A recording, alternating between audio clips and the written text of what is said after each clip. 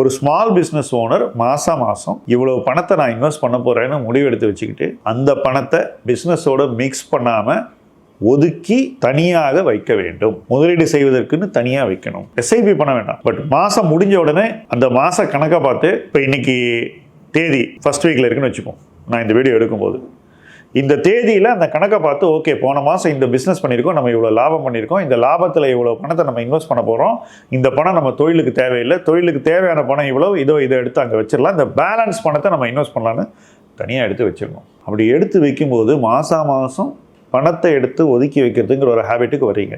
சில மாதங்கள் முடியல, ரொம்ப பிஸ்னஸுக்கு பணம் தேவைப்படுதுன்னா அந்த மாதம் நீங்கள் பண்ண மாட்டீங்க. பட் மைண்டில் பதிஞ்சிடும், இந்த குவார்ட்டரில் நான் ஒரு மாதம் இன்வெஸ்ட் பண்ணல, இந்த ஆண்டு நான் 3 மாதம் இன்வெஸ்ட் பண்ணல, 9 மாதம் தான் பண்ணியிருக்கேன் அப்படின்ற அந்த அவேர்னஸ் வந்துடும். வேறஸ் இப்போ ஸ்மால் பிஸ்னஸ் மேன் இன்வெஸ்ட் பண்ணக்கூடிய வழியை பார்த்தாக்கா அந்த அவேர்னஸ் அவங்களுக்கு இல்லை. அந்த அவேர்னஸ் முதல்ல வந்தாலே அவங்க என்ன பண்ணுவாங்கன்னாக்கா அந்த வாய்ப்பை தவறவிடும் ஒரு ட்ரெண்டை அவாய்ட் பண்ணுவாங்க.